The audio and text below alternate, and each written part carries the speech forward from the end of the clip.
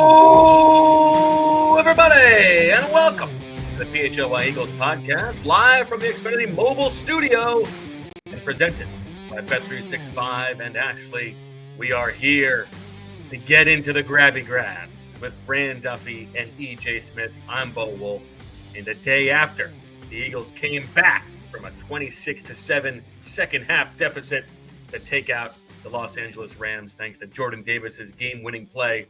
We are here to talk about it all with the two of you guys. How you doing, Fran?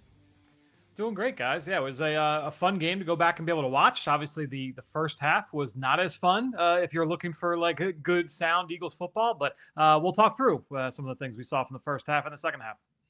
EJ, how are you doing? And make sure that everybody checks out the piece on allphly.com, the early bird, where you talk to Jordan Davis's trainer. Great hustle out of you, even though you did not verify his name, because there's no way his name is real. I mean, I have to take the guy at his word. His name is Jeremiah Alphabet. It's not my fault that his last name is Alphabet. Okay, Jeremiah Alphabet. Come on. I'm doing well. You know, I'm excited. What? He famously coined the ABCs. Yeah, he coined the ABCs. Yeah, come on. Somebody said his nickname is Soup. That's not a bad nickname. That must be a tough name. I didn't ask him if that was a tough name to grow up with. But yes, I talked to Jordan Davis's trainer about some of the work that went in behind the scenes, and I'm excited to talk to Fran about some of how that manifested itself on the field that maybe goes beyond what we saw on the broadcast copy yesterday. Happy to see some PHLY supporters club members in the chat using those custom emojis. You can join that group as well if you want to be a real one, true sicko level stuff. And I got to tell you, if you become a diehard, not only do you get to read EJ's early bird that also includes like bonus draft prospect content from Fran, it also means you get a discount on merch. And we got a Victory Monday brand new t-shirt for you. How about the turnaround on this bad boy by the good people in the PHLY offices? A slim Jordan Davis running with the ball. I mean, what a perfect turnaround on Victory Monday. Beautiful. Get your hands on that one. It's a hell of a shirt right there. I know. Yeah, it's impressive. All right. We got a lot to get to. I want to hear a little bit about Jordan Davis. And Fran, I feel like you can it's not quite as impressive as coining the Jordan Davis game as EJ did, but I do feel like you were very early on this season that this looks like a different Jordan Davis. So I feel like next to Jeremiah Alphabet, you deserve like the third most credit. I think honestly, like you're just going off what the tape shows, right? And I think when we're looking at Jordan Davis again, going back to what we said after week one, is that it's not that he's making different types of plays than what we saw in previous years. It's more that he's just making them more often. He is more consistently showing up, and it is in every single phase. Point of attack in the run game, holding up double teams. He's doing all that stuff, but still being able to impact the quarterback. Obviously, you get the you get the field goal block at the end of the game, which we have not seen. But just being able to make those plays throughout the course of the game, late in the game. I mean, my guess is that this is the most that he has played in a 3-game stretch. Like, I don't know, it is like since being a teenager, like that would be my guess.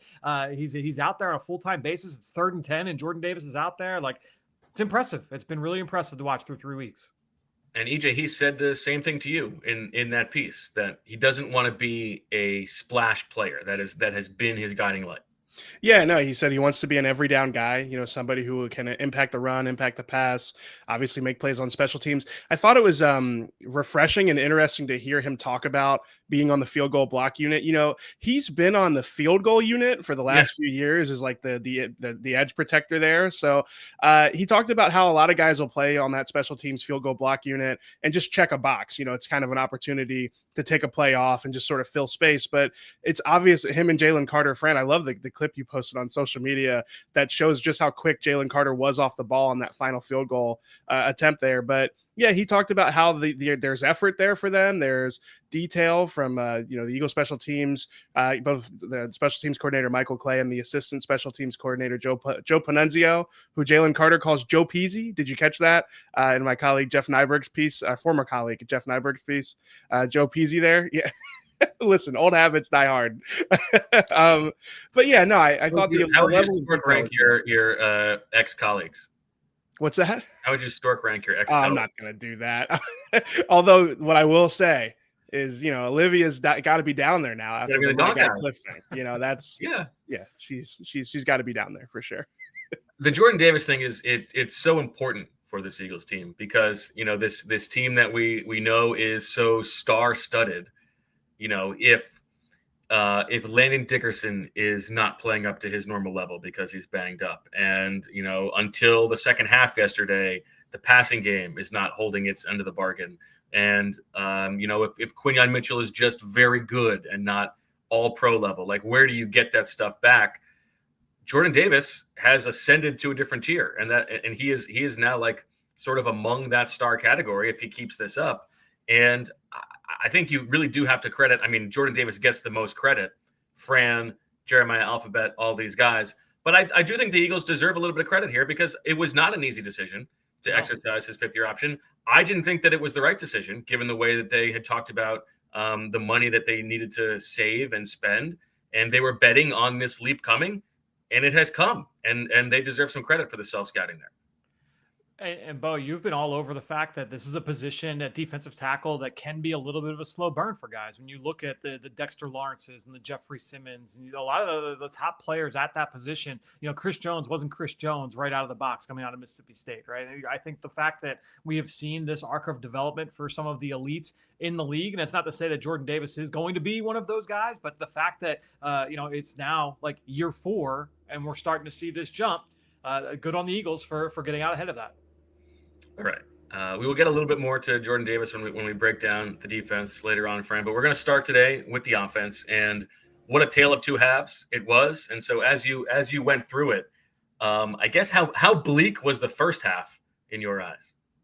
Yeah, it wasn't great. I think that when you look at it, everybody always wants like that silver bullet, like it's like, oh, like it's this one issue, right? And as always the case, like it's more than one thing. It's a lot of little things mixed in.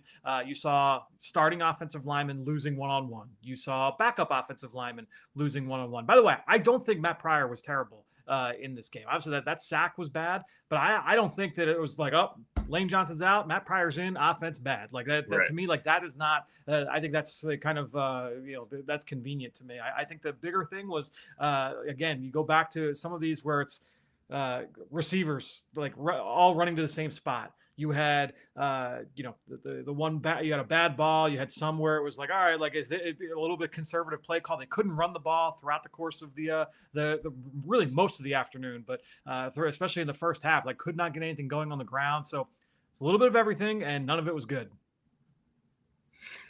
All right, well, let's get into it. You want to get into the spacing issues first? Because I know we all saw it down by the red zone before they scored the touchdown when Dotson and DeVonta Smith are in the same area. That was not the only example of that happening. No, and that's what we'll go to the first one, Julia. If you want to go to spacing one, sometimes these happen where it's like, all right, like maybe like something kind of threw the DB off, or sorry, threw the receiver off. Maybe the way that a defensive back kind of leveraged the play and it forced the receiver to be a little bit deeper or a little bit more shallow than what he was hoping for. Sometimes it's like, I don't know. I think this guy might have just run the wrong route. And I don't know that that's exactly what happened here with Jahan Dotson, but this goes down as a target for Dotson. To me, it seems like this pass was actually intended to go to DeVonta Smith. And if you look at the reaction between DeVonta and Jahan, and then even Jalen after the play on the broadcast, you can kind of, you kind of figure out, it looks like Dotson was not the intended target there on this play. And I thought, like, okay, because I have actually referenced this on the postgame show yesterday. I was like, oh, you saw this in the first half. But honestly, like the route spacing kind of showed up a couple of times throughout the course of the first half. There were 3 plays and 2 where it was this one and one other where I was like, like this was definitely not supposed to play out this way. Julia, if you go to the next shot, there was one other in the middle of the field where, again, you just kind of see like both guys over the ball as Jalen hits the top of his drop. This ends up being a sack, but you've got Dallas Goedert, and I believe that's Darius Cooper. It might be, no, it's not AJ. AJ's at the top there. So I'm pretty sure that's Darius Cooper running right over the hash, and both guys settle in the same spot, right? And so I'm like, all right, like both those guys probably shouldn't be in that area. There was another one where Goedert was kind of running a crosser as well. But those are the kind of things where it's just kind of sloppy. Is this on the player? Is it, poor coaching? Like, is it a little bit of everything? Is it just a lack of communication? Did somebody not get the right call? Who knows what the answer is? But over the course of 4 drives, you saw this happen 2 or 3 times to start the game. And when you have that paired with some of the other issues, yeah, it's going to look like bad offensive football.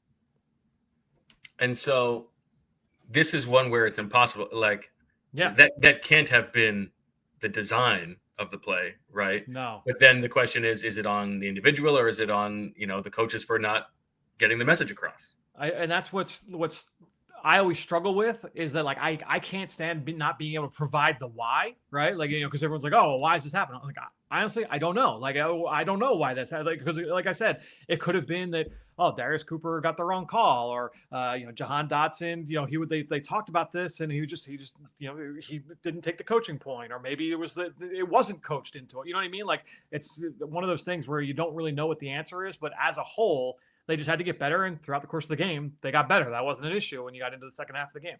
What's interesting is that, like, in the lead up to this game, we heard so many of these guys talk about synchronization and communication being an issue in the passing game. And I feel like going into this game, we were a little bit curious what exactly they were talking about, because it felt like some of the issues were more rooted in the simplicity of the passing game, or some of the stuff that was a little bit easier to trace from our vantage point. But I feel like you really did see that lack of synchronization and communication, really show up in that first half against the Rams.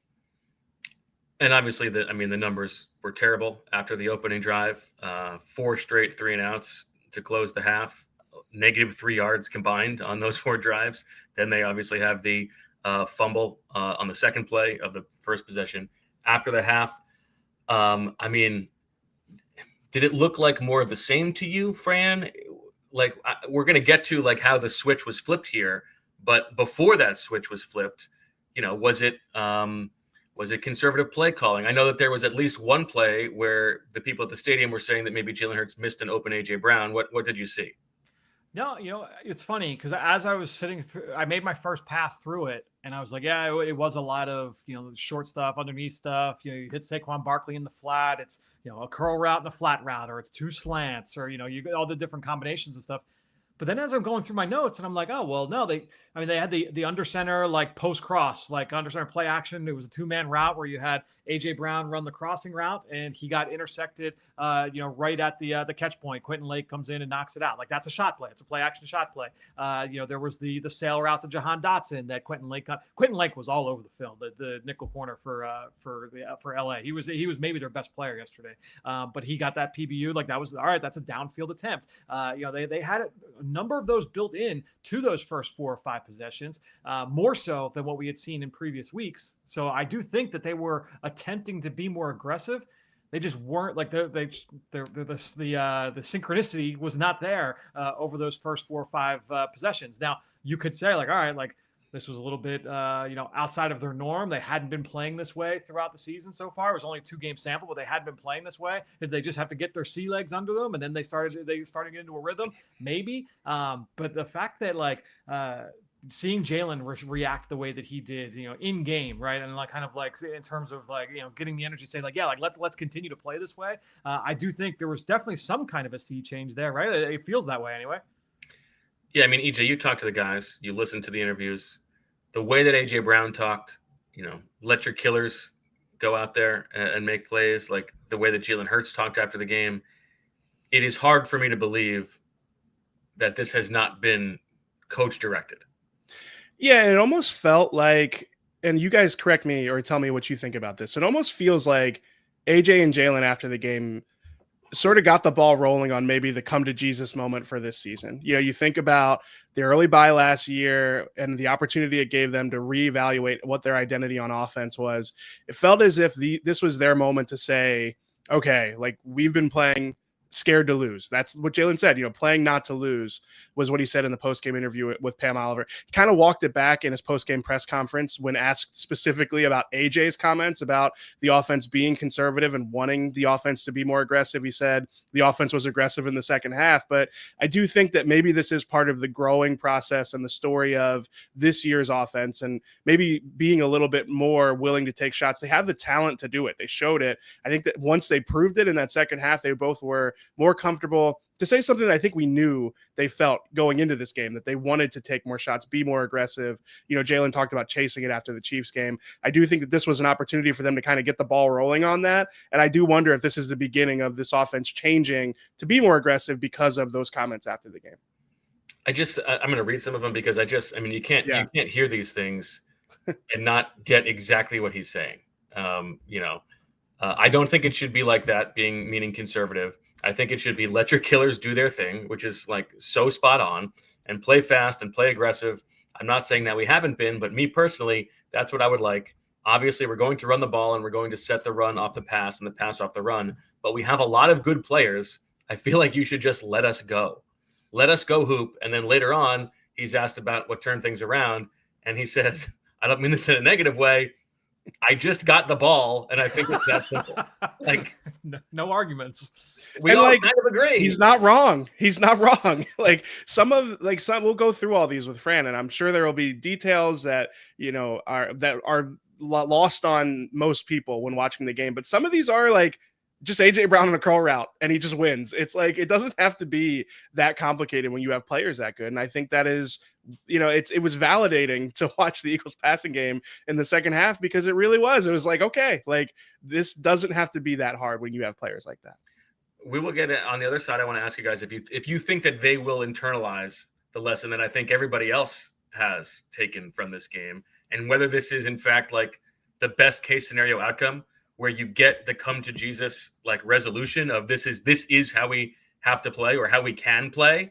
And also you still get the win out of it. And you get the Jordan Davis star making moment. So I'm going to ask you guys if you think that this will stick or if we're going to go back to the same on the other side.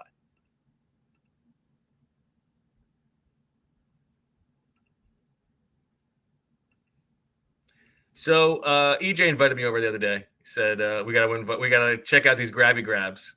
And we're going to watch the game. And unfortunately, we get there, and the setup was a total mess. Lagging, buffering, switching between apps, trying to find the game. He claimed he was a big fan, but I feel like I was fan-fished. Because if you call yourself a football fan, you just got to have Xfinity. It's the ultimate sports destination. You can find the best games and your favorite teams all in one place, and the way that you watch is next level. It's the perfect fan flex. You get all the action right in your living room, plus Xfinity's best picture and sound with enhanced 4K. So clear it feels like you're in the stadium. Sometimes you can even get 4 games going at once, because why not? Next game day, make sure that big fan isn't a big fail. Learn more at Xfinity.com. Xfinity, imagine that. Restrictions apply. Multiview requires 4K Xfinity capable TV box. I was going to talk about both throwing me under the bus there, but instead I'm going to talk about him throwing me under the Ford F-Series. That's right. It's the best-selling truck in America for 48 years running. The F-150 blends work-ready toughness with modern-day tech and luxury, offering 6 powertrain options, including a hybrid and a fully electric Lightning model. These trucks also come with the Pro Power on board, so you can turn your truck into a mobile generator, which is perfect for job sites or tailgates this football season. I owned an old truck when I was in college, and that thing rusted like crazy with these Pennsylvania winter roads. That's why Ford have gone to a military-grade aluminum alloy body, which is tough, lightweight, and corrosion resistant. The F-150 offers plenty of creature comforts as well, from Ford Blue Cruise for hands-free driving on the highway, or certain trims to max recline seats that offer nearly 180 degrees of recline, which is great for nap breaks or breaks between road trips. You'll also get a 360-degree camera system, which is great for trailering, parking, and off-roading. The F-150 comes available in so many ways. You can get a regular cab, super cab, or super crew, and select a bed length that fits your needs. For more information, visit your local Ford store. All right, back on the PHLY Eagles podcast, a super chat from Fresh Prince, who says, this is premature, but if Jordan Davis made the leap that we were talking about, what would he have to do to make the pick over Kyle Hamilton feel like less of a mistake and validate that decision? He says, I love JD. He went to high school with my sister. I mean, I think he would have. I mean, look, Kyle Hamilton got paid a large sum of money this offseason because he's the best safety in football right now. I'd have to look and see what that number was. Give me 1 second because I've got it here. But listen, there's a little bit of a parallel here with the Brandon Graham, Earl Thomas of it all. You know, it took a while for Brandon Graham to be considered as good of a player as he was. And yeah, at his peak, Earl Thomas was a more valuable player, but he wasn't at that peak for very long. It's possible. It's not impossible that this could be history repeating itself. So there's one safety in football who is making north of $22 million a year, and that's Kyle Hamilton. There are 1, 2, 3, 4, 5, 6, 7, 8 defensive tackles that are making north of $22 million a year. So, if Jordan Davis plays his way into, let's go through the list here of guys that are Nnamdi Madubuike, Derek Brown, we know how great of a player he is, Aleem McNeil, Daron Payne, Milton Williams, DeForest Buckner, Jeffrey Simmons, Quinnen Williams, Chris Jones, and then Christian Wilkins was also making that as well before he was cut this offseason this summer by the Raiders. Like, if he can play his way into that kind of a contract, then you make the argument, that he was worth it over Kyle Hamilton. Right. He doesn't have to become the best defensive tackle in football. I mean, the decision was made on position valuation more than anything else. There's also just like the luxury of like winning a Super Bowl and also like drafting well from there on. Like, do the Eagles draft Cooper DeJean if they had Kyle Hamilton on the roster? So I think like this isn't the Justin Jefferson, Jalen Reagor type scenario where like they sorely missed that position for a while after missing on that pick. I think at this point, like there's enough like butterfly effect that has gone well for the Eagles that you don't really. I don't know. It doesn't have the same sting to it as it would if things hadn't gone that way for him. All right. One last thing to get on in the first half, Fran, and just the bad offense of it all. I know you wanted to break down the Saquon Barkley miss in pass protection. Yeah, this is that 3rd and long sack from Jalen McCullough, the dime safety there for the LA Rams. So, Julia, if you just go to McCullough 1, Greg Olsen actually did a really good job on the broadcast bringing up a good point that the Eagles tried to catch the Rams off guard here. The Rams have a really good 3rd down pressure package where they get into their dime defense, 6 DBs on the field, and they run a variety of blitzes and stunts and twists. So I think the Eagles were trying to kind of catch them here by everybody standing up and you're pointing out what the protection is and you're just trying to slow play it. So then that way they can't get off the ball just to buy Jalen Hurts a little bit of extra time. But, what we see here on the next snap is what the protection call is. So everybody's standing up, but now you get into the call. And it's a pretty basic protection where you're going to have the offensive line sliding right. So everyone from Cam Jurgens over to the right, they're all going to be. It's going to be to our left. So you see Steen and Matt Pryor. Everybody's sliding to their right. That means it's man-to-man protection on the left side. So you've got Landon Dickerson manned up on number 91, Jordan Mailata manned up on 0. That leaves Saquon Barkley with the pass rusher number 10 lined up in the A gap. So that's where Barkley's eyes go immediately. Now, as soon as that guy drops out, so you see that he's getting ready to drop out here. Saquon has to make sure that there's nobody else coming. He has got to make sure. And if you go to the next shot here, Julia, you'll see number 2, Jalen McCullough, he's coming from depth. He's coming from distance. I think Saquon, he's looking that direction, clearly doesn't see him. If he did see him, my guess is that Saquon's going to stay in there and protect. But instead, he's going to just kind of chip the defensive end, Jared Verse, on the way out. But that's where his eyes should have gone. As soon as the edge rusher, number 10, dropped out, that's who circled there in the middle of the field. Once he dropped out, Saquon's eyes should have gone to the backside and should have been able to pick up McCullough coming from depth. Unfortunately, he did not. We go to the next shot here. And like I said, Saquon is just going to try and chip that defensive end on his way to releasing to the flat.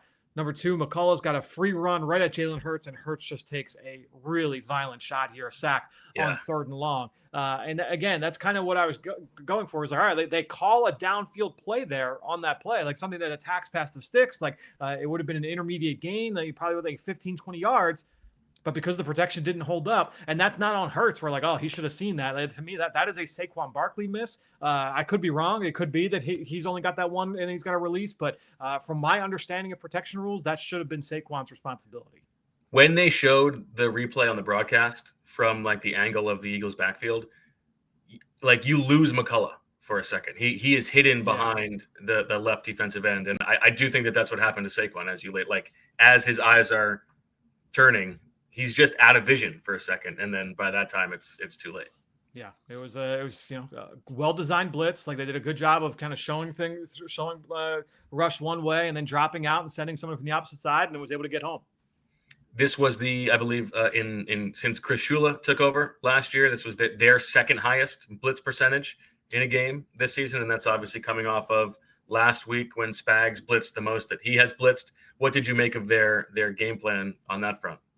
Yeah, I mean, they were doing a variety of like mixing and matching in terms of their zones, and it was a good amount of blitzing, but you saw 3 under 3 deep, you saw 4 deep 2 under, you saw a lot of inverted Tampa 2, which we broke down on the show yesterday, the Dallas Goedert touchdown. They did that a handful of times in the game, and so they definitely were trying to mix and match and do different things from that standpoint, just trying to keep Jalen Hurts guessing, and I think that's the best way to try and go about attacking Jalen Hurts. We saw that last year. Teams really leaned into that and said, "All right, we're gonna be selective with our pressure. We'll see if we can blitz and try and get home." I don't think that it's like 2023 where it's like, oh, just blitz Jalen Hurts and that's a win for the defense. I do think that this offense has evolved and Jalen Hurts has evolved to the point where that's not just the easy button there for that side of the ball. But clearly the way that teams want to try and do it is they're going to try and vary their approach from a coverage standpoint, and it's going to be mainly zone coverage. If it's man-to-man, he's going to take advantage of matchups, and he's got that ability as a scrambler. And so now it's just going to be, all right, we're going to make sure that we are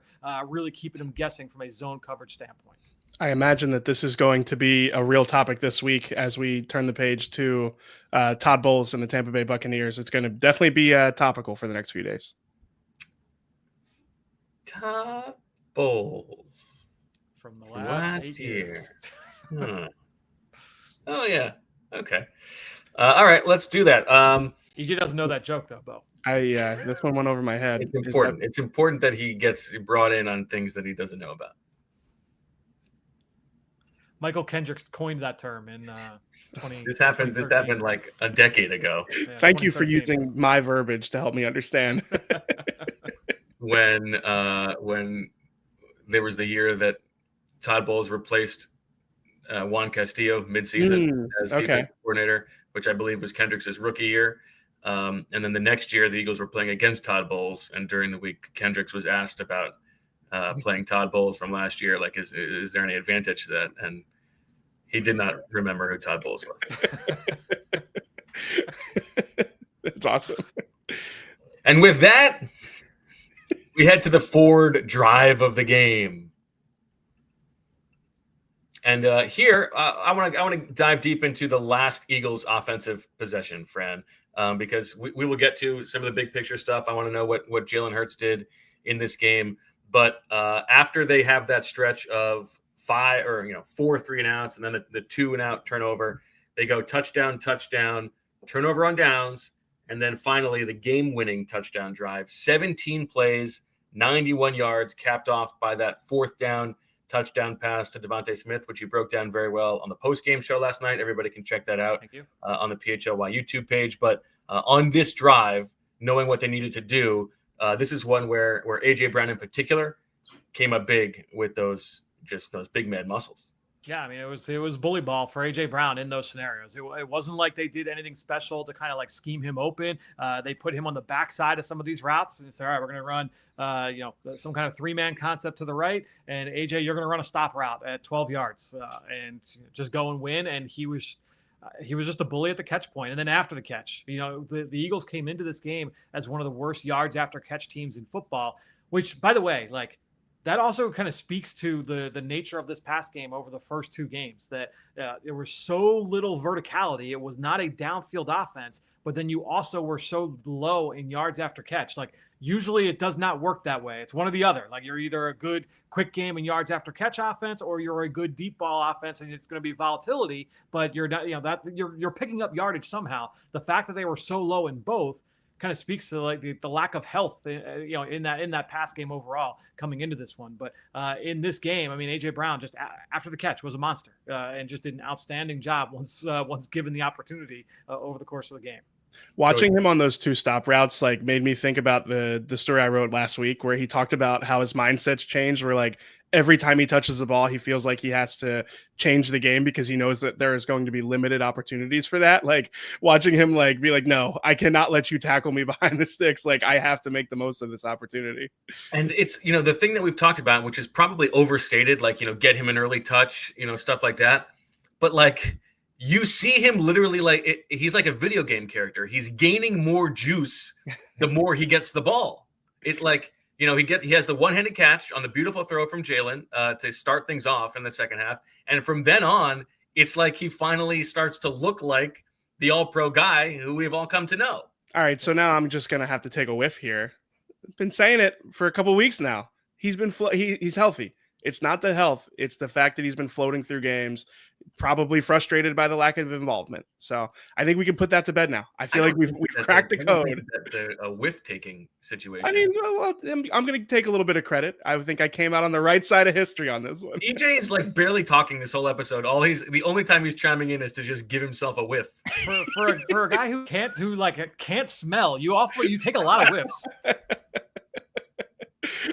To your point, by the way, Sean had texted me today and said it looked like AJ Brown was moving at 1.25 speed in the second half. So, yeah, I think that is a good observation. Yeah, it's true. Like the more they give him the ball, the better he looks. And so just to go through this drive, they have the 3rd and 10 from the 9, and this is the one where that ball from Jalen just sort of floats to AJ Brown, but he's got those strong hands to bring in that catch and then shake off Darius Williams. And then another after they were 0 for the entire first half on 3rd down conversions, then they get a 3rd and 3 where Jalen makes that nice pass to DeVonta Smith for 10 yards. Then it's 3rd and 10 again, and he gets AJ Brown for 23 yards. And then on a game where the running game really had no impact for the Eagles, that 3rd down run on 3rd and 3 for 4 yards from Saquon Barkley. I mean, if he gets 2 yards, there's a good chance that they're able to just tush push it. But that run from Saquon was awesome. Yeah, I mean, the run game was not good throughout most of the day, and it's again, this is one of those where it's a little bit of everything. I went back before we came on and just kind of charted all right, just the unsuccessful runs, like what happened on the and I would say like the biggest themes for me.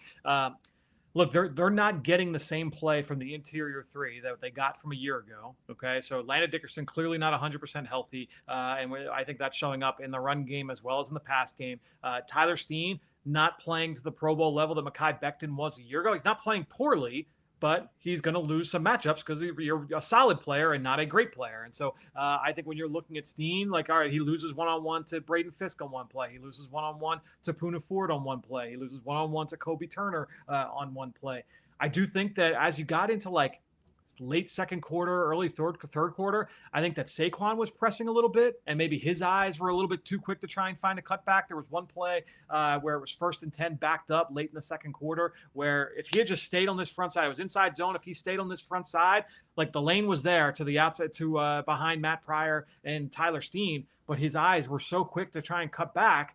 Well, now Mailata lost on the backside, and you had a defensive tackle, or I think it was Jared Verse was there to be able to make the play. And so I do think it was a little bit of everything in this one, but that's something that they need to certainly kind of get back on the rails. Is just trying to get. It's not even be the explosive run game that you were in 2024, but so many 1st and 10 runs still in this second half. When the pass game went alive, it was still 1st and 10, a lot of runs that went for 0 or went for 1, and now it's 2nd and 9, and then it's 3rd and 10, and now you got to make a play. That was one of my big takeaways, honestly, going through that final drive. Was just, you went through that list of 3rd downs where they were able to come up big. Ideally, you don't want to live in that world where you're trying to convert 3rd and long every single series. Fran, what did you think about the types of runs that they were calling? It seemed like a lot of inside runs. It seemed like they kind of gained traction with the outside zone against the Chiefs. So I was curious, maybe that's just not something that you want to do against Jared Verse. But what did you think of the diversity in the schematics there? Well, they tried that one little flip play where they had DeVonta go on the jet motion and then they flipped it out to Saquon. But that's not a Fred Johnson play. Fred Johnson, and honestly, Fred Johnson's better in pass pro than he is in the run game. He plays a little bit high going into contact, and so he had some bad losses in the run game yesterday as well. But that play, that was kind of dead on arrival. That had no shot. Jahan Dotson lost on the outside of it as well. So I think the one thing, if you want to take this away from the run game yesterday, they definitely got away from the 12 personnel stuff, and it's what's interesting about that is that this is a team in the LA Rams that wants to live in dime and in nickel. And so if you wanted to try and say all right, we want to try and get them to play in the base because that's out of their comfort zone, this would be the game where you would try and lean into that. But I think that they said, all right, let's 4 tight ends up. Yeah, this game. He had all of those guys available, and they did have like somewhere it was 11 personnel with Cam Latu or 11 personnel with Kylan Granson. Like they mixed the guys in, but it was the run game's got to get a little bit better, and it's not just one player. Yeah, just to that point, to underscore it, 18 carries for 46 yards for the running backs in this game. In terms of just running back runs, 27.8% success rate, which is the third worst of a Jalen Hurts started and finished game since the start of last season. Since last season, okay. Since last season. So the Steelers and Browns from last year were both a little bit lower. So it's actually even a little bit better than I was expecting, because I thought it might be like the worst of those. But they were able to pop a couple big plays in those games, which they were not able to do in this game. All right, that'll do it for the Ford drive of the game. Coming back on the other side after this break, we're going to talk about Jalen Hurts' day and his willingness to throw over the middle of the field, Fran, and what got unstuck for Jalen.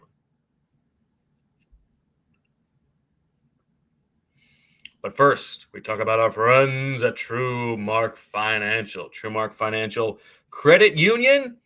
You know what? We've all been through the back-to-school situation here, and that's not what we're going to talk about. No. Sports fans, listen up. September's here. Football's back. School's in, and it's the perfect time to get your finances back in shape, too, because if you've been checking your credit score lately, let me tell you, if you're a member of TrueMark Financial Credit Union, you've already got a serious edge, because they have this free tool called Savvy Money right inside their online banking and mobile app. I use it myself. It's like having your own financial coach in your pocket. So if you're already on Team TrueMark, fire up that app and check out Savvy Money today. And if you're not a member yet, what are you waiting for? Step up your financial game. Swing by one of their 24 branches or visit truemark.com/PHLY to open an account. That's TRUMARK.com/PHLY. TrueMark Financial Credit Union is federally insured by the NCUA. We'll now hear from our friends over at Bet365. We know, look, these are the guys that pioneered live in-game betting. They've got 80 million users worldwide, live stream 780,000 events each and every year across all the different sports.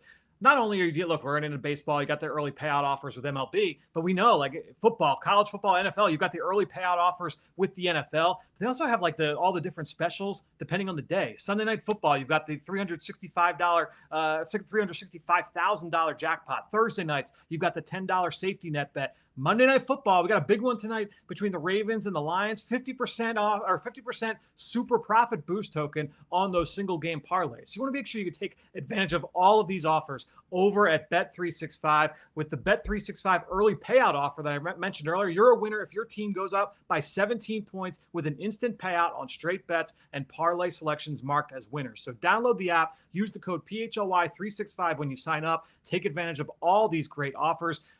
Must be 21 or older and physically located in PA. If you or someone you know has a gambling problem and wants help, call 1-800-GAMBLER.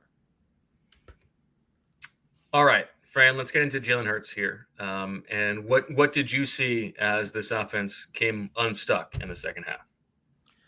Yeah, I mean, look, it's like I said earlier, in the first half, they did run some downfield concepts. They weren't able to, for whatever reason, it was different in each one. They weren't able to hit. And then as you get into the second half, it started with that sluggo.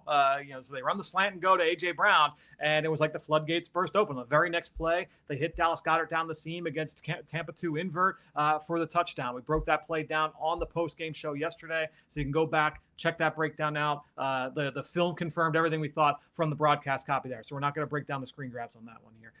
But I think when you're looking at it overall, they had more aggressive play calls built into the game plan this week. I think there were more chances for Jalen to be able to attack the intermediate area and the deep area of the field.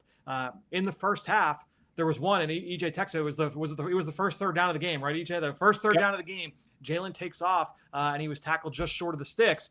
That was probably like his worst turn down of the afternoon. And we actually have I do have the screen grabs on this one. And they went back to it a little bit later. So that's why I wanted to make sure we showed kind of both ends of it. So Julia, if you want to bring up the Hurts middle of the field, Hurts middle of the field one, you'll see that basically what you've got here on this concept, 2 crossing routes underneath. So it's being run here from Dallas Goedert and from Saquon Barkley out of the slot. So you've got those 2 underneath routes basically against zone coverage, which again, the Rams played a lot of zone. That's going to hold those middle of the field, those guys underneath, and try and take their eyes away to open up and stretch some area, some room to work for the middle of the field. And then you've got DeVonta Smith. If you go to the next shot, DeVonta Smith is going to be the first guy through the zone. He's going to run a crossing route, and A.J. Brown is on the backside of this, running on the backside of the progression here. So ideally, those 2 underneath routes, they open up space for DeVonta Smith, and you're able to hit him for a first down. If we go to the next shot, you can see that this is actually going to work really well. You've got those 2 underneath crossers, those linebackers, the nickel, the safety. They're all, they have to pick those routes up as they come across. DeVonta Smith sneaks across it, and he's wide open. You go to the next shot here. DeVonta is wide open just as Jalen is about to take off here. This should have been a throw to DeVonta Smith for a first down. And so honestly, as I'm watching, I'm like, all right, that's the first third down of the game. That's a turn down here that Jalen, I think, would like to have back. Now, the very next drive, he goes to and he hits A.J. Brown on a post cross that gets interrupted by Quentin Lake. So he gets in. So it's not like, oh man, like Jalen not attacking the middle of the field. He went back to it a couple different times and was able to attack the middle of the field throughout the course of the game. But what I like is that they ran a very similar version of this exact concept on that final drive. Well, yeah, it was to start that final. This is late third quarter. It's a 3rd and 10. Let's go to the next shot here, Julia. This would be Hurts middle of the field 5. Again, you've got those 2 underneath crossing routes. This time it's coming from A.J. Brown and from Jahan Dotson. If you go to the next shot, you got those two deep in-breaking routes. The first one is going to come from Dallas Goedert. He's going to be the first guy through the zone. And then you've got DeVonta Smith who's going to be on the backside of this. So as Jalen drops back, we go to the next shot. What happens here, this actually makes it even more difficult than the last one. It's just a 3-man rush from the Rams. Only 3 guys are rushing, which means now you've got 6 underneath defenders. So those passing lanes are going to be even a little bit tighter for Jalen on this play. But the route concept does the work here on this one. As you're going to see on the next shot, Jalen drops back. He hits the top of his drop. The first guy, again, through the zone is Dallas Goedert. This throw that he turned down earlier to DeVonta Smith, if he makes that throw here blindly, it's getting picked off by the middle linebacker in the middle of the field. So Jalen says, all right, I'm not going to hit Dallas here. I've got to hang tight, and I've got to make sure let's get to the backside of the progression here, and that's going to be DeVonta Smith. And you see DeVonta coming open at the bottom of the screen. Now, DeVonta, Greg Olsen pointed this out in the broadcast. Oh, man, he really took this release really wide. He took his time getting there. When the way that a lot of teams will coach this, if you are the last guy in the progression, you've got the ability to freelance a little bit more with your releases. You can slow play it a little bit because you are last in the progression. And the timing and the precision is not as important as it is for somebody that's early in the progression. So DeVonta was able to kind of shake loose and make sure that because if he wins that inside, he's too tight to Dallas, and it gets into the situation we talked about earlier where the spacing is not very good. So he did a good job of winning outside and then giving himself a little bit more room to be able to operate. Jalen, we go to the next shot, did a nice job of hanging tight here against the 3-man rush. The clock wasn't too fast for him. He stayed in there, got his eyes to the backside, and DeVonta comes through for him and makes this catch. It was a great job by Jalen. It was a good concept against zone coverage. The route concepts all worked together in concert, and it was a big-time first down on 3rd and 10. They were able to move the sticks. That was a really impressive play, I thought. Yeah. Jalen live, just like how patient he was in the pocket and then throwing him open. That was nice. Yeah, it really illustrates like the growth of Jalen Hurts. Like, it's not that long ago that I feel like there were a lot of one side of the field concepts, like, oh, you want to really like make sure that you kind of simplify things for him. So to see him get to that point, like a late progression throw, or he has to trust it. I thought the last screen grab was particularly telling, Fran, of like the time that he decides to throw that ball, like, to the trust that he has for DeVonta to cross that defensive back's face and get into that soft spot in the zone, the accuracy to find him in that soft spot in the zone. Like, I just thought it was really high level quarterback play. I feel like it is, we've talked a lot about like Jalen has not really been the problem with the passing game. He has been, making good decisions with the football and being like trying to find that rhythm. I think that this was a really good, like I said, a good way to see exactly how like high of a level he's playing at right now. And Julia, we have the graphic of his pass chart. To your point, EJ, because in the past it would have been like all of those balls to the right side, and we know that through the first 2 weeks he wasn't throwing the ball in that intermediate areas. this is this is what the tacticos want to see, EJ. Yeah, like I'm laughing looking at the passing chart because we've seen the passing chart be weaponized against Jalen Hurts. Yeah, in the if this past, was and this is if this was like I don't know, Bo Nix's passing chart or something like that, people would be throwing a parade. Yeah, exactly. I mean, even like, Fran mentioned the inbreaker to AJ early in the game. Even that was like something where I feel like we don't see Jalen make those throws maybe a few years ago. So it's like throughout the second half, there were just a few times where I felt like his trust in his receivers and his willingness to kind of let it rip even before they were out of breaks, and just again, like be confident in the offense, within the framework of the offense. I thought that those two plays were a perfect way to see it. Like, the first time he doesn't necessarily trust it, doesn't necessarily pull the trigger on it, but then in a big moment in the game, he had the trust to throw it. All right. We have one more break to take to hear from our sponsors. And then on the other side, I want to talk a little bit more about Jalen, and then we'll get into the defense. Get your home ready for cozy season during Ashley's fall savings event happening now. Discover the season's warmest and coziest hot buys for every room in your house. From stylish living rooms to welcoming dining rooms to relaxing bedrooms, you'll find beautiful looks starting at just $2.99. And right now, buy today and pay later with no interest for 60 months, because fall isn't just a season, it's a feeling. Visit local Ashley showroom and start saving today. And I am way behind on trying to find this ad read. So Mac Weldon. We love our friends at Mac Weldon, baby. Stand by. This is not good. I am wearing this right here. This is a beautiful piece of Mac Weldon clothes. I am also wearing some Mac Weldon, but he's got his. We don't need to see it. A little grabby grabs. Let's just say that the Mac Weldon stuff I have might not be making an on-camera appearance, but trust me, it is there. Well, and that's because Mac Weldon, it's got effortless style. You've got comfort that can take you not just through the summer, but then through the fall. It's a classic, breathable piece of clothing. It feels like you're on vacation, or if you're just getting comfortable for the fall months. Get breathable clothes that you can feel comfortable in all summer. I've got my Mac Weldon stuff all ready to go here as we get into football season. Go to MacWeldon.com. Get 20% off your first order of $125 or more with the promo code PHLY. That's Mac, MacWeldon.com, promo code PHLY. We thank Mac Weldon for being a sponsor of this podcast. Get your home ready for cozy season during Ashley's fall savings event happening now. Discover the season's warmest and coziest hot buys for every room in your home. From stylish living rooms to welcoming dining rooms to relaxing bedrooms, you'll find beautiful looks starting at just $2.99. And right now, buy today and pay later with no interest for 60 months, because fall isn't just a season, it's a feeling. Visit your local Ashley showroom and start saving today. All right, back on the PHLY Eagles podcast. Big picture check-in on Jalen.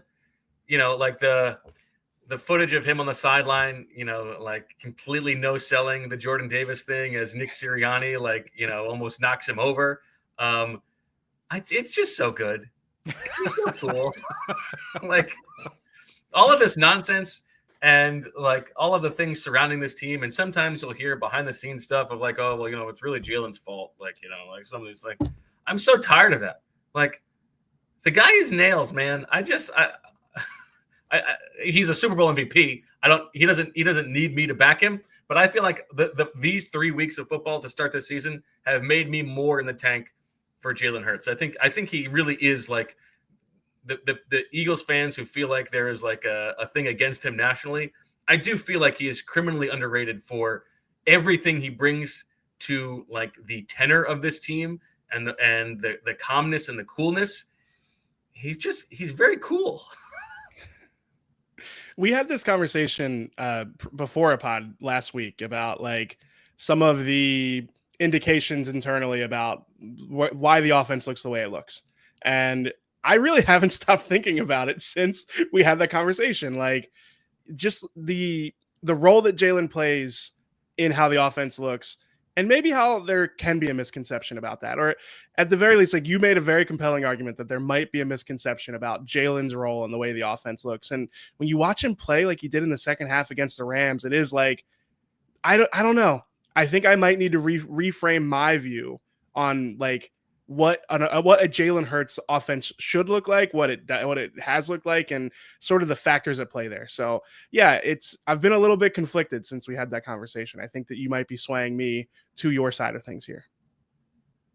To me, the way I look at it is, there's the conversations about like, where does Jalen rank in the hierarchy of quarterbacks in the NFL, and versus Justin Herbert and Jordan Love, and you go down the list, and CJ Stroud, right? There's that conversation, and then there's like everybody that's on the other side of it, where it's like, oh, like this guy's no good. He leaves these throws on the field, and they had all these opportunities, and why does he turn this down? I think like we as in like a collective there's like this I think I talked about this with Cuz last week, where we see highlights from Joe Burrow, or we see highlights from insert quarterback here, and we're like, yeah, like why doesn't the Eagles offense always look like that? But then you also remember, like, there are moments like Jordan Love just had one yesterday, in Green Bay, where he averaged like 1.3 yards per attempt, or whatever it was. If you look at Josh Allen's, if you looked at his chart from Thursday against the Dolphins, and everything was underneath 10 yards, like people would say like, oh yeah, that's a Jalen Hurts chart, not a Josh Allen chart. Like, these kinds of moments happen with all the best quarterbacks in football, and I think it's important to remember that when we're talking about Jalen Hurts. Right, and those guys have turndowns too. And yes. there have been times when, in the middle of last season, at the start of last season, when Jalen was not playing very well. Yep. And like, just because that's your confirmation bias doesn't mean that that's exactly what's happening this time. Like, there are different things going on. I can't get like the Russell Wilson comparison out of my head at this point. I feel like their careers are going to be very similar, like, and I mean that as a complimentary thing. Like, I think pretty highly of Russell Wilson's career, and they feel in their off field like an enigmatic persona, and just like the fact that they are a part of these very. I think the persona is so unfair to Jalen on the Russell Wilson front.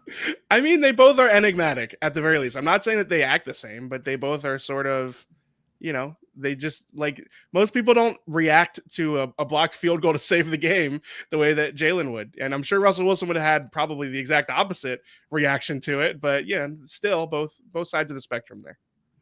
I do think that there are a lot of similarities you can draw from like an on-field, like playing, not even the enigmatic personalities aside. I think there's a lot of similarities you can draw between Jalen and Russell Wilson, or Jalen and like an Eli Manning even. Like there are definitely like narrative things that you could point to with those guys. I do think that Jalen is better than both. I think if you're in terms of like overall archetype and you're taking everything into consideration, I think Jalen, like at his peak, is honestly, like, I think I would take him over Russell Wilson at his peak.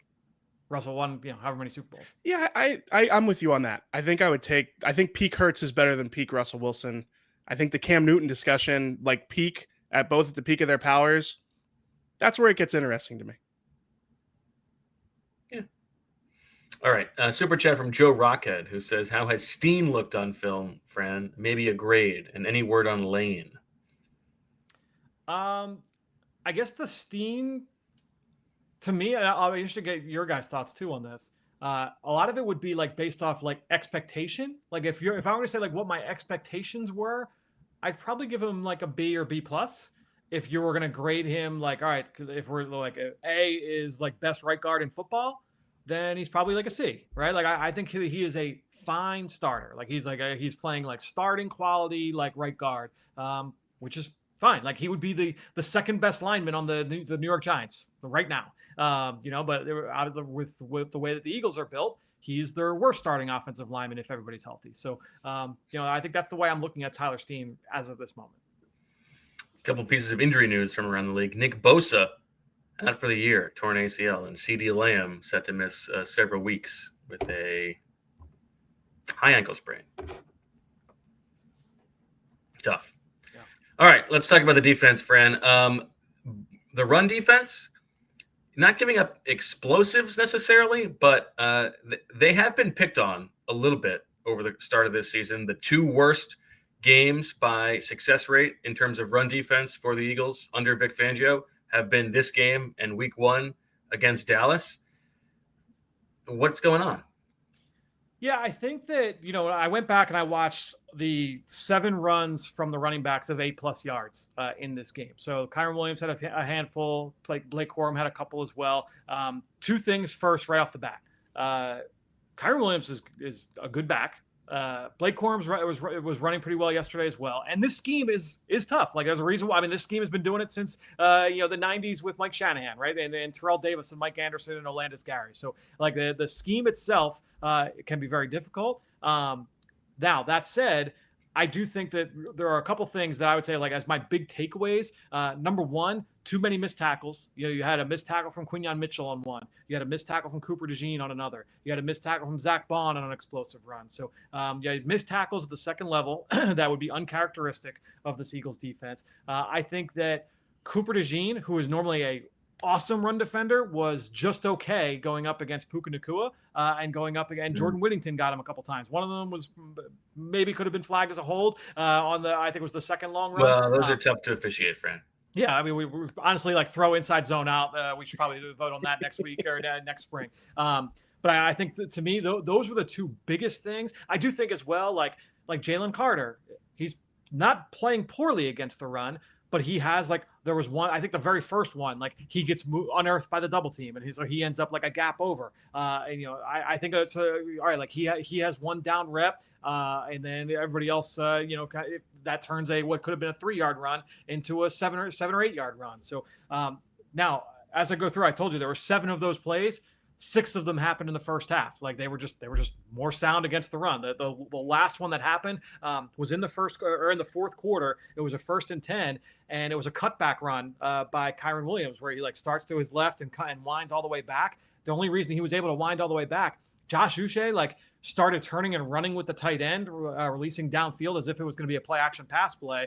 Uche gets turned around, and no one's there as the backside support player to be able to make the tackle. So, I think when you're looking at the run defense overall, it was poor in the first half, and that was a big issue. And then they really tightened things up in the second half of the game. You know who they could use? Brandon Graham. Well, yeah, we know that. Saying. Yeah, we know that. But I mean, look, he's spoken for at this point. It's true. It's true. He's on a new team. One thing that we had the Jordan Davis discussion earlier, and I would be remiss if I did not bring this up as well. This is a scheme I mentioned that has been very, very effective for a long time in the NFL. And the big thing when you're talking about, like, outside zone teams and stretch zone teams, it's like everything is like outside, outside, outside. And then you hit them later, with the inside zone and that cutback from the running back. The defensive tackles are gassed because they've been chasing their gaps all game long. The fact that Jordan Davis, like, he was chasing those gaps all game long, and then you get into the third quarter, you get into the fourth quarter. To me, like, that actually was another thing as I was watching, and I'm watching Jordan Davis, and he's not, like, making impactful plays on these plays where he's chasing the play. It's not like, oh man, watch him track down Kyren Williams from 30 yards away. But that's a lot of work for a guy who's 330 to be able to carry those gaps and then say, like, all right, now I'm going to take on a double team and now I'm going to block a field goal in the final play. Like, just to add to the impressive nature of the performance. Now, EJ, do you think Jalen Carter is healthy? I mean, we were talking about this earlier. Like, he grabs at his shoulder a good amount, and I think the broadcast caught him, like, holding his shoulder after hitting Stafford one time. I think it was in the second half. Third quarter.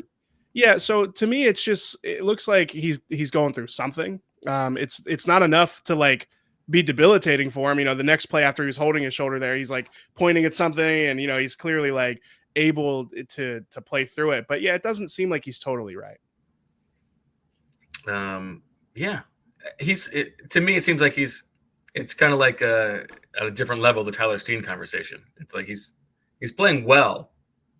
He's not playing up to Defensive Player of the Year candidate level. Yeah, we might have been expecting. Which, by the way, like that, we talked about that last year at this time. The start of the season last year was not. It was not like, oh man, like, he's dominant right now. And then he kind of rounded into form by the time we got to, like, week 7. That's true. Good point. All right, we're gonna break down the field goal blocks, both of them, when we get to overtime.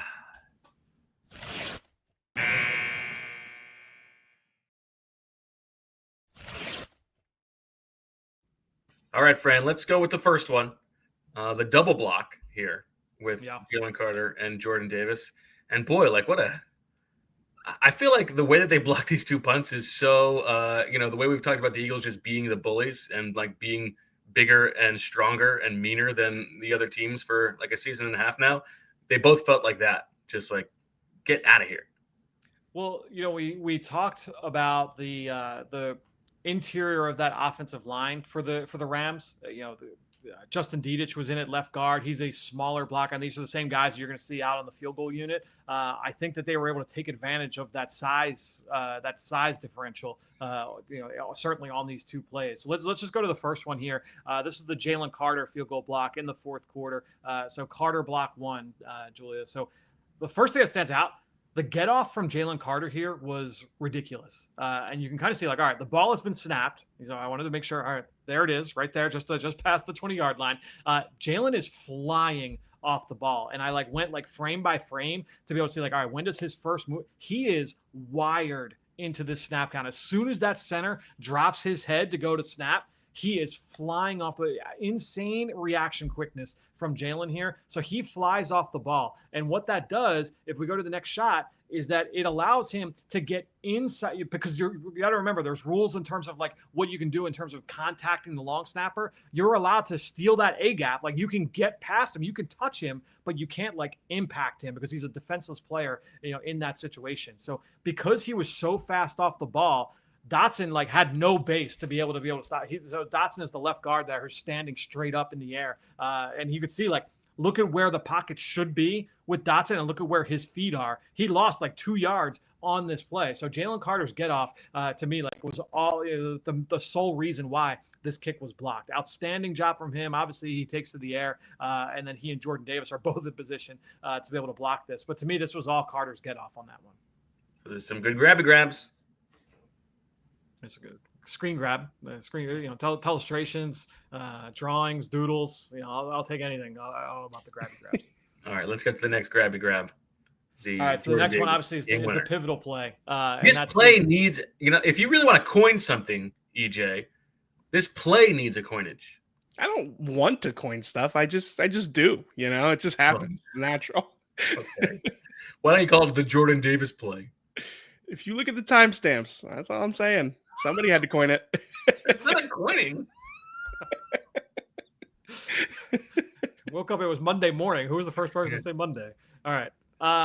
So go to the first one here. This is Davis block one, Julia. So on this play, again, Jalen Carter really fast off the ball. And now they've got to, Kevin Dotson got hurt now. So now Bo Limmer, who is the backup guard, first guy up for the Rams, he's in on this play. Carter has already blocked one kick because of his get off there, his explosive first step. So you can see Limmer with his first step, look at that right leg right underneath the circle. He he makes his stance so wide to try and protect that inside gap, to try and protect that A gap. So because he makes his stance so wide to try and stop Jalen Carter, now he has no base, right? He's got no ability to kind of anchor and hold up against Jordan Davis. So you go to the next shot here, you can see Jalen Carter has cleared the long snapper.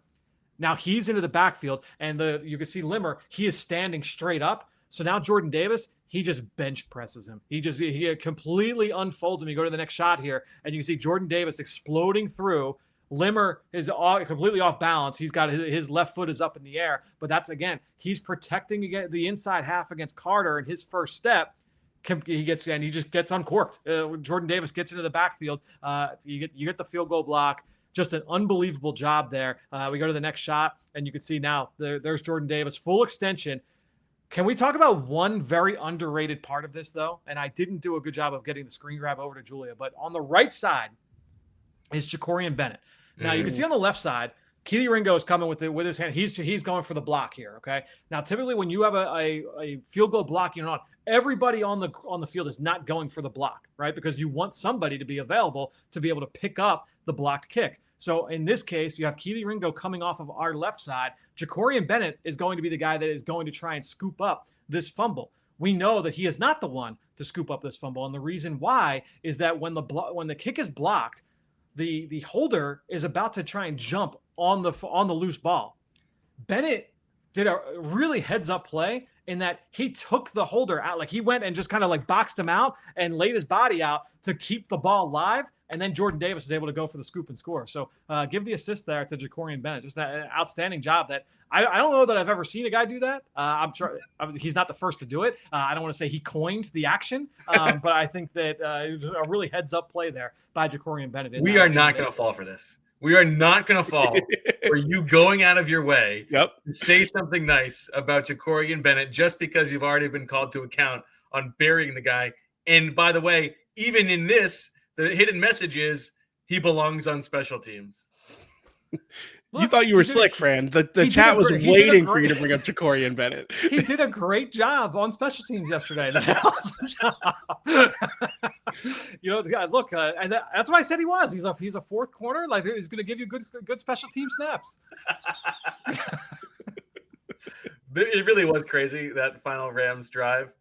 It was great. They had 6 passing plays, and they just went after him on every single one of them. Yeah, I mean that was the matchup they wanted to take advantage of, and the Eagles. And I'm not like kidding. Like they were lucky that wasn't called PI against Bennett, because that very easily could have been called PI or a defensive hold, like automatic first down against Bennett on that one out-breaking route. But the refs let it play on that one. Oh man, very funny. That play is amazing. Where do you think that play ranks, or that game ranks, for like regular season games for Eagles fans, Fran? Well, the game that I instantly thought of, like as I was like when I came upstairs and I'm like getting stuff ready for a post-game show, and like the game that I thought of was the 2017, like Jake Elliott was the 63-yarder, like that unpredictable, but that didn't have like the comeback nature of this one, where like they come back from, they score 26 unanswered. This it's up there. I was talking with somebody last night, and they asked, where does this rank in terms of like games at the link? Like, we were talking like, all right, like 2003, like it's going to be up there, especially if you're just talking regular season games. Definitely one of the most memorable games that we've seen, in our lifetimes here. Any thoughts there, AJ? Yeah, I'm not. I don't have like the most like photogenic or whatever memory when it comes to games, but in terms of like just like craziness, I can't think of one that I've covered that ranks that highly. So yeah, no, it's definitely up there. Zach Passman says it was his wife and daughter's first game. Wow. Oh yeah, they got a good one. Sure did. And then we should say, in terms of things they could have called, this is brutal, but we do have the screenshot of on the Jordan Davis touchdown as he's running. Julia, if you want to flash it up, if you go further to the sideline, poor Bob Lang, the Eagles media czar, is so happy and celebrating. He sort of steps onto the field for like half a second, and that would have been just the worst turn of events in Eagles history if he had been called for being on the field there.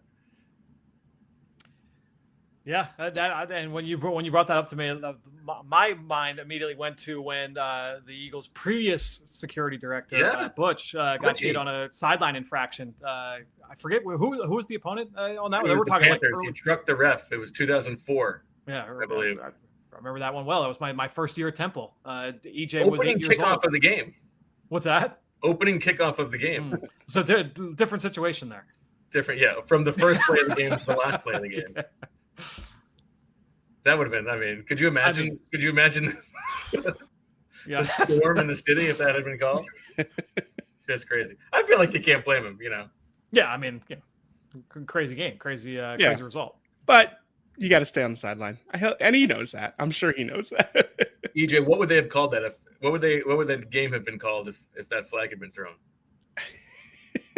Like, oh, you want me to coin? You want me to coin it? They just happen. The Bob Lang blunder. You gotta be quicker. You gotta be quicker. Somebody else coined it already. Yeah, I was quick. I was quick yesterday. The Bob Lang blunder is what I. Oh, you used to the Bob Lang game.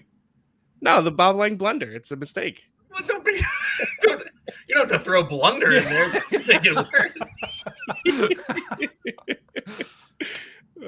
Do you have a bird pun for this? No. Oh, so you don't even try. You're getting on me to be. No, quick. I'm not as good at this as you. I can't just come. You don't coin things. Yeah, a person's game. That's beyond my capability. Any leftover nuggets or anything, Fran? I mean, Zach Bond, aside from that one missed tackle, continues to play at an insane level. Yeah. It's crazy when he's just covering Puka Nacua. I know that was a great play by him, picking that up after the motion. And then that one, I mean, the one catch Nacua had on him where he's like just draped over him. It's an impossible catch. It's just crazy the level he's playing at. Yeah, he's turned into a really, really good player. We talked about the DeVonta Smith game-winning touchdown. That was on yesterday's post-game show. That's the really quick. So the plays that we did yesterday, we did the Zach Bond interception on the opening drive. We did the Devontae Adams touchdown over Reed Blankenship, the DeVonta Smith touchdown, and the Goedert touchdown. So if you're watching this and you're like, how come you guys didn't break that down? Those are on the post-game show feed. And there's a video up on the PHLY Sports YouTube page that's got all the breakdowns, so you can go check that out as well. Beautiful. Anything else from you, EJ? One quick thing. Tank Bigsby still has not featured on offense. So at what point do we reframe that conversation from skepticism about the Eagles messaging to skepticism about the trade compensation because they have a returner who I mean, I know that it was tough to catch those kickoffs on the one hop there, but still, like, I don't know.